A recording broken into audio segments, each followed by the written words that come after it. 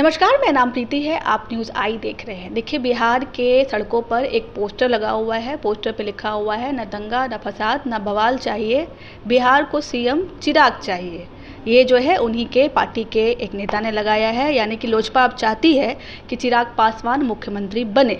लेकिन अगर एनडीए घोषित कर देती है कि सीएम फेस चिराग पासवान होंगे तो सबसे ज़्यादा नुकसान जाहिर सी बात है कि तेजस्वी यादव को होगा, क्योंकि दोनों ही युवा हैं। इसे सब तमाम मुद्दों पर बात करने के लिए हमारे साथ बायसी के विधायक रुकनुद्दीन अहमद साहब हैं। उनसे पूछेंगे कि सर, लोजपा तो खुलकर अब चाह रही है कि मुख्यमंत्री बने चिराग पासवान। सबसे ज़्यादा नुकसान तो अगर तेजस्वी यादव को होगा अगर वो सीएम फेस घोषित हो जाते हैं। ऐसी कोई बात नहीं है, क्योंकि तेजस्वी जी ने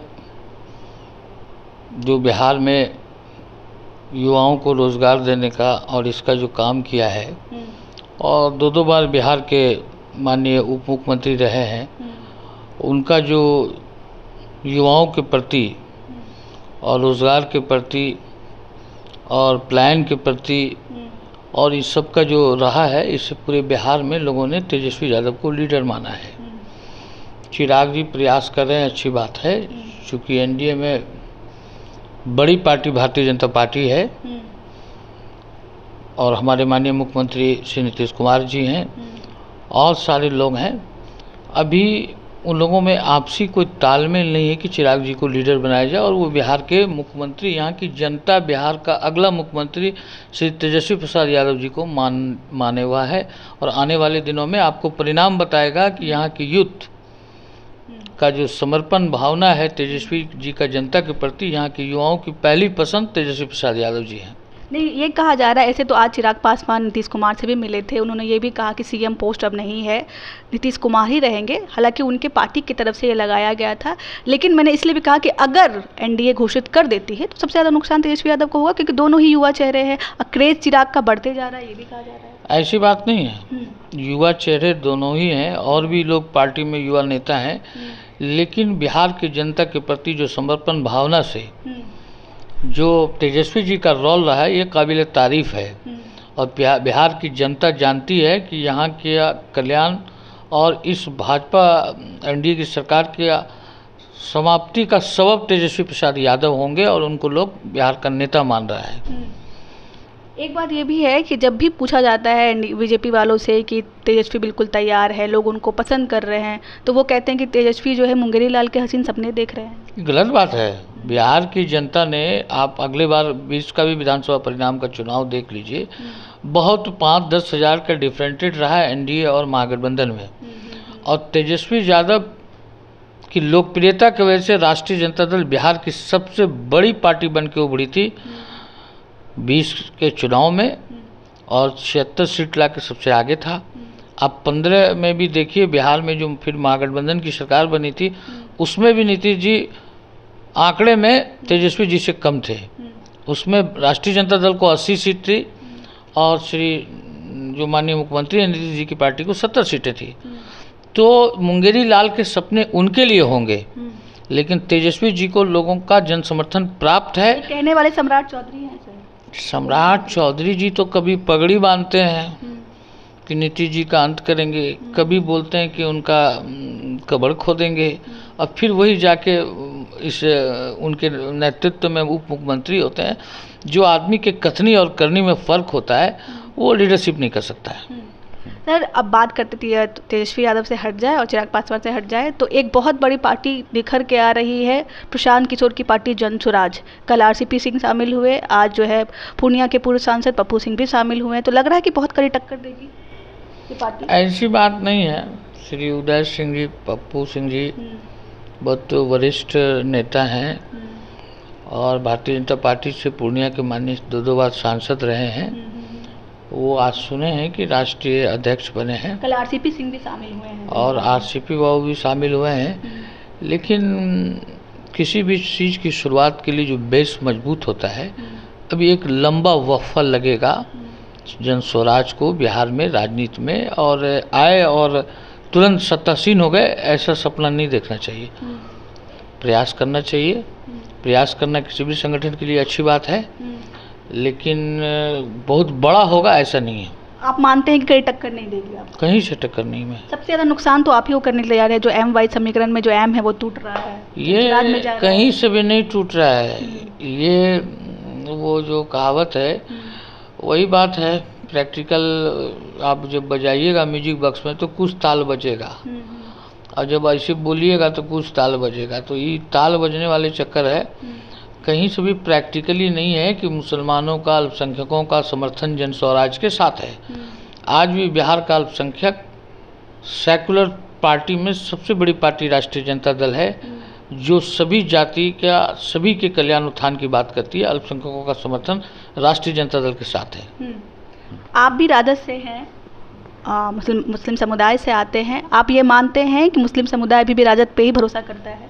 बिल्कुल, इसका आपको मिसाल है पूरे बिहार में कि अब ये तो मानसिक उनके डिप्रेशन को बताता है, और वो चुनाव लड़ें, पार्टी को मजबूत करें, ये आपको तो नुकसान करेंगे ना, अच्छी बात करें, लेकिन कहीं किसी को नुकसान, जनता मालिक ही फायदा और नुकसान का जवाब देगा।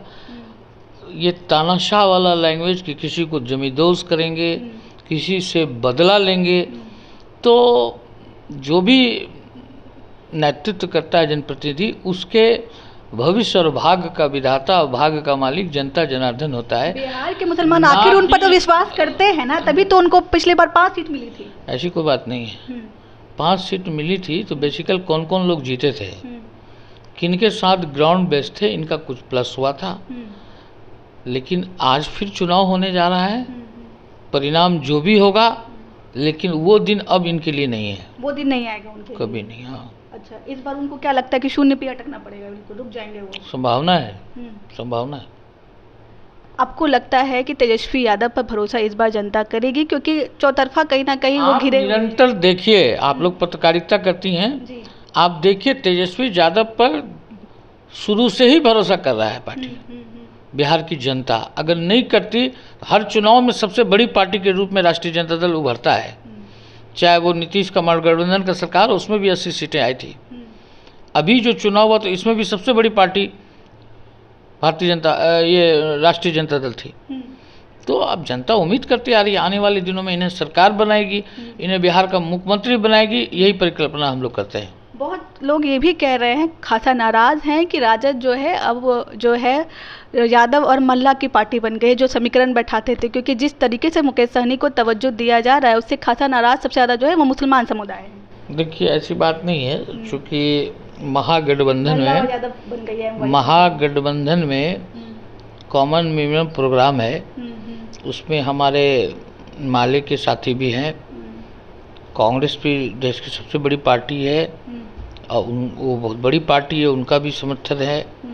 वीआईपी भी हमारे गठबंधन में है, तो सभी को प्राथमिकता दिया जा रहा है। ये व्यक्ति विशेष के बारे में कहना ये कहीं से भी न्यायोचित नहीं है कि किसी एक को लेकर ही पार्टी चल रही है। पार्टी सभी को लेकर चल रही है और सभी जातियों को लेकर चल रही है, और महागठबंधन में जितनी दलें हैं सभी दल को लेकर चल रही है। जब सवाल पूछा जाता है बीजेपी वालों से कि आपकी तरफ से सीएम फेस कौन है, तो वो कहते हैं हमारा तो क्लियर है कि नीतीश कुमार है। लेकिन आप जाकर के महागठबंधन वालों से पूछिए, जो तेजस्वी यादव को खुल करके अभी तक सीएम फेस घोषित नहीं कर पाए हैं। आप इतना बात तो जानिए कि महागठबंधन जो बना, तो महागठबंधन के अध्यक्ष को स्वेच्छा से सभी दलों ने श्री तेजस्वी प्रसाद यादव जी को बनाया। लेकिन सीएम फेस पर बात तो सीएम फेस भी आने वाले दिनों में निश्चित रूप से तेजस्वी प्रसाद यादव ही हैं, कोई दूसरा चेहरा नहीं है। क्योंकि लोकसभा चुनाव भी जो संपन्न हुआ इन्हीं के नेतृत्व में लड़ा गया था, अगले बार से बहुत ज़्यादा अच्छा पोजीशन रहा। और विधानसभा चुनाव में भी तेजस्वी प्रसाद यादव जी महागठबंधन दल के अध्यक्ष हैं, बाकी सभी पार्टियां सहयोगी है, और सबके मिलाकर सर्वसम्मति से श्री तेजस्वी प्रसाद यादव ही बिहार के मुख्यमंत्री होंगे, यह निश्चित है। अंतिम सवाल सर, 22 से कितनी तैयारियां हो गई हैं? पूरी तैयारी है। जनता फिर से विश्वास कर रही है आप पर? जनता पूरा विश्वास कर रही है। जनता ने सेवा का मौका दिया इस कार्यकाल में। हेल्थ सेक्टर में, फ्लड प्रोटेक्शन में, जितनी ग्रामीण सड़कें हैं, जितनी पुल्स हैं, ज़्यादातर पुल्स का निर्माणाधीन है, कुछ प्रक्रियाधीन है, जो चुनाव से पहले सभी पर टेंडर हो जाएगा, सभी पर कार्य भी आरंभ हो जाएगा। चूँकि 22 विधानसभा क्षेत्र फ्लड अफेक्टेड है, बाढ़ प्रभावित क्षेत्र है, नदियों का जो भी कटाव होता है, बहुत सारे गांव नदियों में कटकर विलीन हो गए। उन सारे जगहों पर हमने अपने कार्यकाल में टेंडर भी कराया, अभी कार्य भी आरंभ है और बरसात से पहले सारा कार्य भी पूर्ण कर लिया जाएगा। चलिए सर, बहुत बहुत शुक्रिया। धन्यवाद। वाईसी के विधायक रुकनुद्दीन अहमद थे, जिनसे हमने बात करने की कोशिश की चिराग पासवान के उस पोस्टर पर जिन पर उनको सीएम घोषित किया जा रहा है। हालांकि चिराग पासवान ये क्लियर कर चुके हैं कि नीतीश कुमार ही सीएम फेस रहेंगे, लेकिन नेता हैं, समर्थक है, अपने जो प्यार है वो पोस्टर लगाकर जताते रहते हैं। बाकी आपको हमारी कोशिश कैसी लगी कमेंट के जरिए हमें ज़रूर बताइएगा। तब तक के लिए बहुत बहुत शुक्रिया।